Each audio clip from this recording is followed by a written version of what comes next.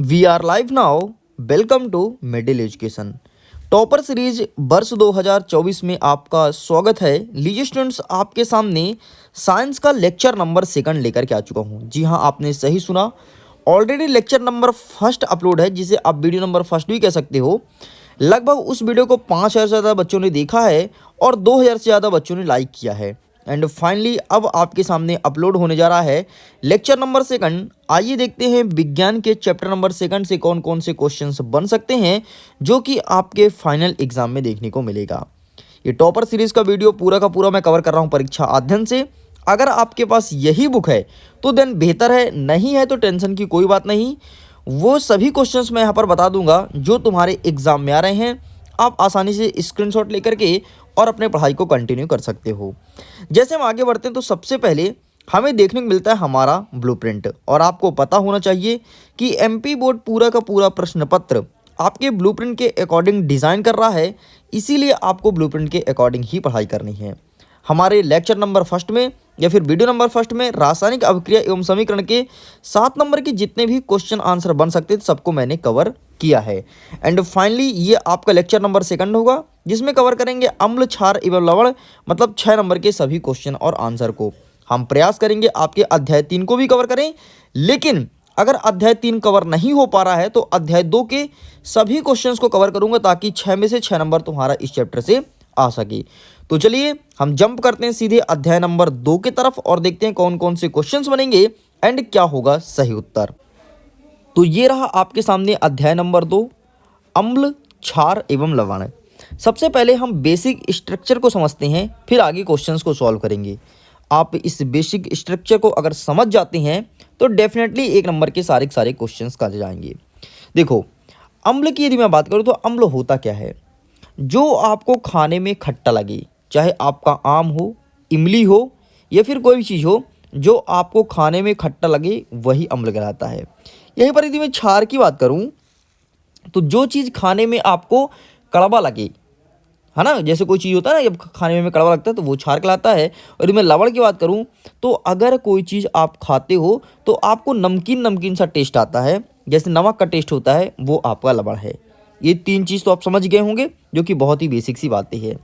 अब देखो, हमें कैसे पता चलेगा कि कौन सा चीज़ अम्ल है, कौन सा चीज़ क्षार है और कौन सा चीज़ लवण है, और कौन सा चीज़ ना तो अम्ल है ना तो क्षार है, मतलब उदासीन है।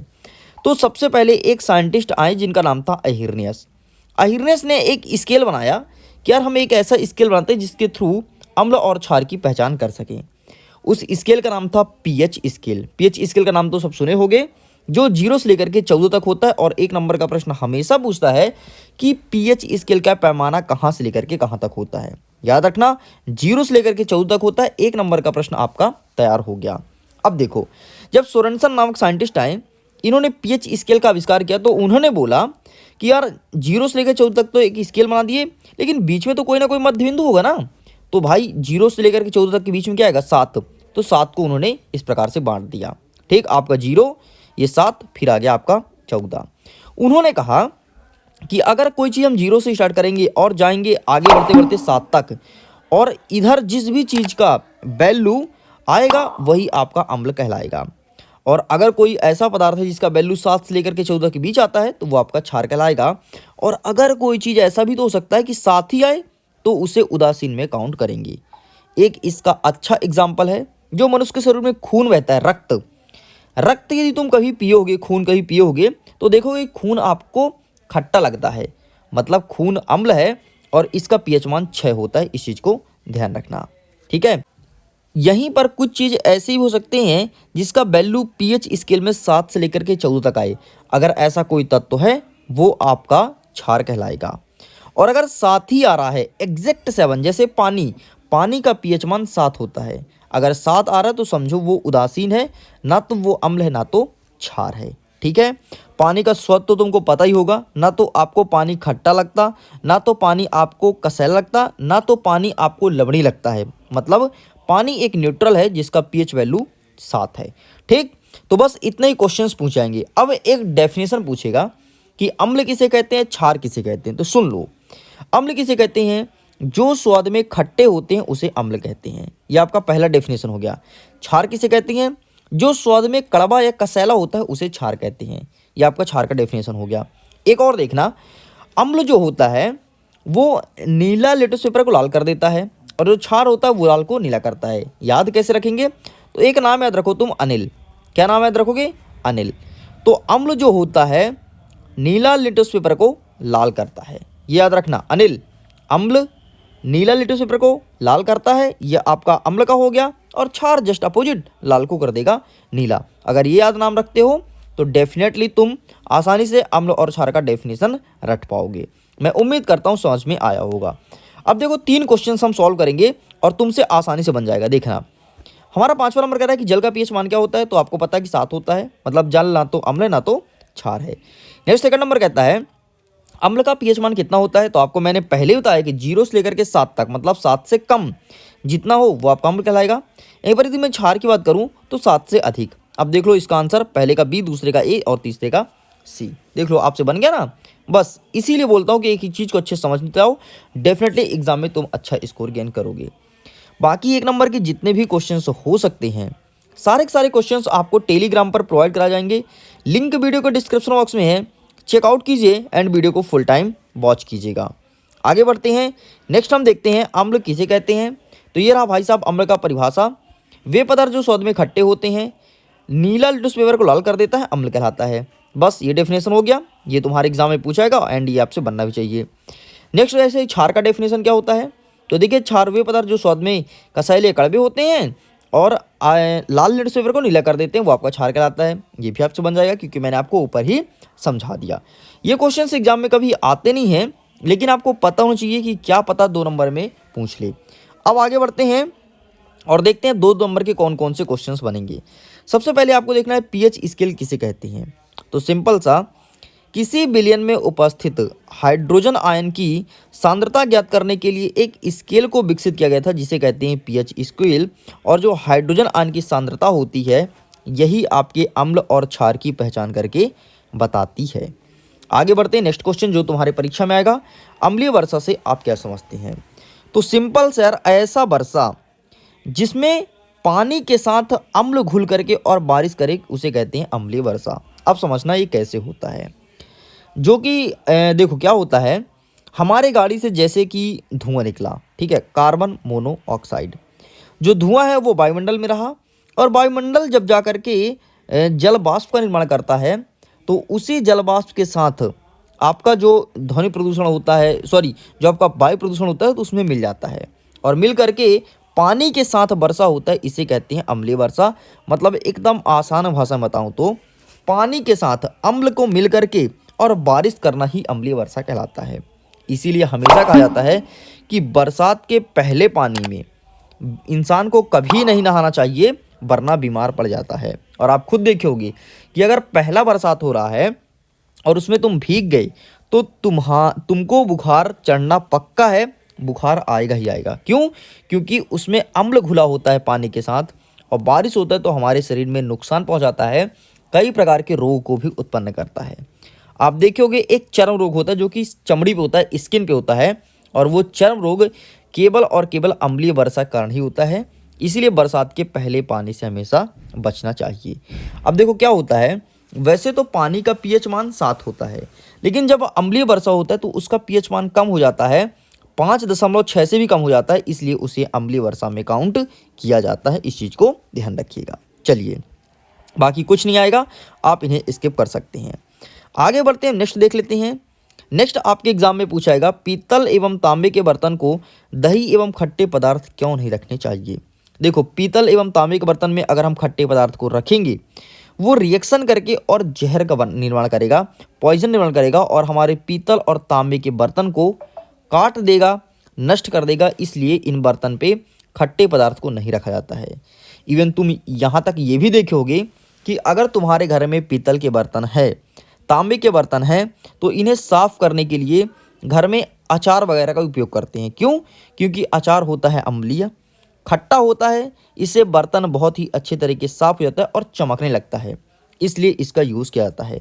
अगर आपके घर में पीतल का बर्तन है और तो तुम प्रयोग करना चाहते हो तो सिंपल सा अचार लेना, 10-15 अचार ले लेना और बढ़िया नमक साथ एक बार धुलना, तुम्हारे बर्तन में चमक एक अलग तरीके से उभरेगा। ऐसा लगेगा जैसे तुम नया प्रोडक्ट खरीद के लाए हो। ये तुम्हारे परीक्षा में देखने को मिलेगा।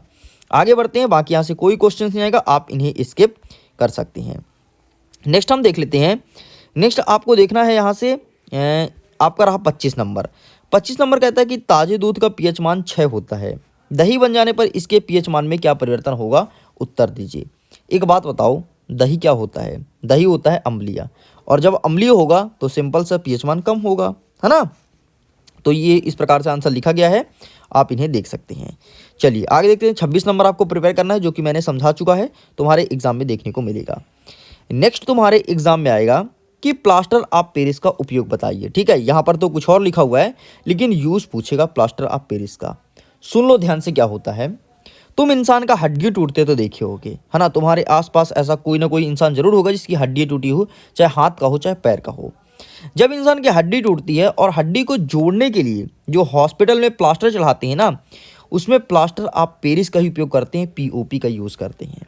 अरे चलो हड्डी छोड़ो, अगर तुम्हारे घर होगा और तुम्हारे घर के दीवार में अगर पुट्टी होगी, तो पुट्टी में जो चीज़ यूज़ करते हैं वो आपका पीओपी होता है, प्लास्टर ऑफ पेरिस होता है।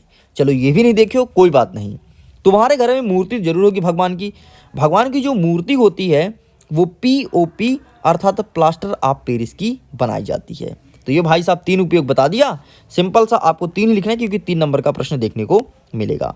बाकी कुछ नहीं आएगा बेटा, आप इन्हें स्किप कर दो, कोई मतलब नहीं है टाइम पास करने से, हमारे पास समय बहुत ही कम है। आगे देखते हैं। धोने का सोडा और बेकिंग सोडा का 2 महत्वपूर्ण उपयोग बताओ। सबसे पहले आपको पता तो होना चाहिए कि धावन सोडा और बेकिंग सोडा होता क्या है और इसका रासायनिक नाम क्या है। देखो यार, धोने का सोडा मतलब बर्तन धोने का सोडा, मतलब बोले तो निरमा। बेकिंग सोडा मतलब खाने बनाने के लिए जो सोडा को यूज़ करते हैं उसे कहते हैं बेकिंग सोडा। अब इसका रासायनिक नाम कैसे याद रखोगे? एक बात बताओ, घर में खाना कौन बनाता है? बाई बनाती है ना। यदि आपके घर में आपकी मम्मी है, आपकी बहन है, तो देन बेहतर है, नहीं है तो घर में खाना कौन बनाएगा? बाई बनाएगी। तो बाई मतलब बेकिंग सोडा मतलब सोडियम बाइकार्बोनेट, ये इसका नाम होता है। लेकिन सोडियम कार्बोनेट नाम आएगा, वो आपका हो जाएगा धोने का सोडा।